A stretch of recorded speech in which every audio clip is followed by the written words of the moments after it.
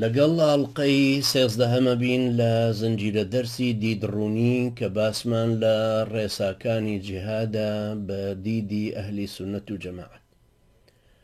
ئێستا دێنە سەر ڕێسای شازدەیەمیان بڕگەی شازدەیەم کە ئەفەرمێ تاغوتانی زیندوو لە تاغوتانی مردوو دژوارترن. مەبەستم لە تاغوتانی زیندوو سەرانی کوفر و حاکمە مرتدەکانە کە حکمی وڵاتی مسلمانان بە یاسا و ڕێسا و دەستوری کوفری نەکەن و بێدینی بڵاوەکەنەوە و داهێنانی نوێ لە خراپەکاریاکەن. مەبەستیشم لە تاغوتانی مردوو گۆڕ و مەرقەد و داروبەردپەرستنەکەیە کە لە جاتی خوای گەورە خواپەرستیان بۆ ئەکرێ لە سوژدە بۆ بردن و لە لێپاڕانەوە و لە نەزرکردن و یان نەزر بۆکردن و قوربانی بۆکردن و عیبادەتەکانی تر. گومانی تیانە کە تاغوتانی زیندوو دژواریان زیاترە و کاریگەریان خەتەرترە وەک لە تاغوتە مردووەکە، چونکە ئەمانە دەسەڵاتدار و خاوەن هێز و زێڕ و زۆرن و سەدان شێوازی فری و چەواشەکاریان هەیە و تین و فشارە خەنە سەر خەڵکی تر هەتاوەکو دیندار نەبن یان بە دینداریە ڕەسەنەکەیان هەڵس و کەوت نەکەن. بۆیە ئەبینی پێغەمبەری خوا صلی الله علیه وسلم جەنگی بەرامبەر بە تاغوتە زیندووەکان پێشتر بڕیاردا بوو.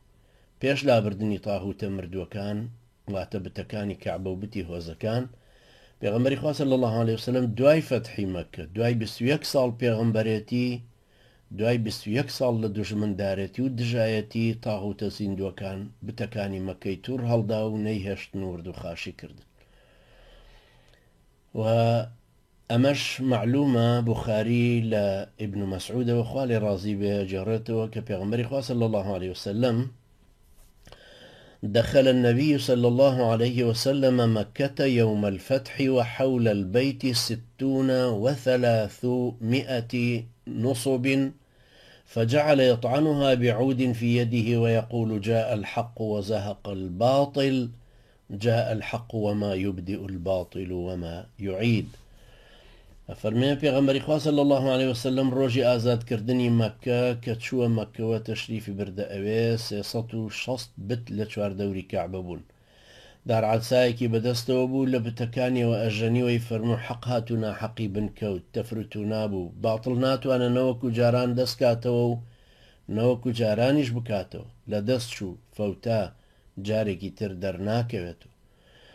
پاشان پێغەمبەری خوا صلی الله عليه وسلم یاوەرانی خۆی نارد لە هەموو شوێنێکی دورگەی عەرەبستان هەرچی بت هەبوو شکاندیان و ڕایان ماڵین.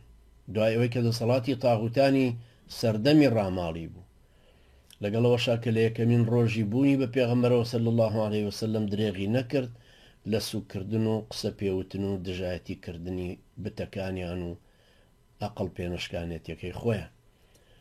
ئەوەیە ئینتیماکردن بۆ میلەتی ئیبراهیم عەلەیهی سەلام و تەبەڕابوون لە بت و بتخوازان، تەبەڕابوون لە کوفر و کافران، تەبەڕابوون لە تاغوتانی زیندوو لە تاغوتانی مردوو، تەبەڕابوون لە خۆیان پێش بتەکانیان. قد كانت لكم أسوة حسنة في إبراهيم والذين معه إذ قالوا لقومهم إنا براء منكم ومما تعبدون من دون الله. بەتەکید نمونەی پێشەوایەتی و چاولێکردنتان لە ئیبراهیم و مسلمانەکانە هەیە کە لە خزمەتی دابوون کە بە قەومەکەی خۆیان فەرموو تەبەڕاین لێتان لە خۆتان و لەوەی لە جیاتی خوای گەورە ئەیپەرستن. ئێمە کافرین پێتان یعنی شوێنتان ناکەوین، بەناحەقتان ئەزانین. ئەنجا هەروەها خوای گەورە فەرمێ ثم أوحينا إليك أن اتبع ملة إبراهيم حنيفا، پاشان وەحیمان بۆ تۆ نارد کە شوێن میلەتی ئیبراهیم بکەوە بە شێوازەکەی ئەو کە هەمیشە لایەنگری حەق.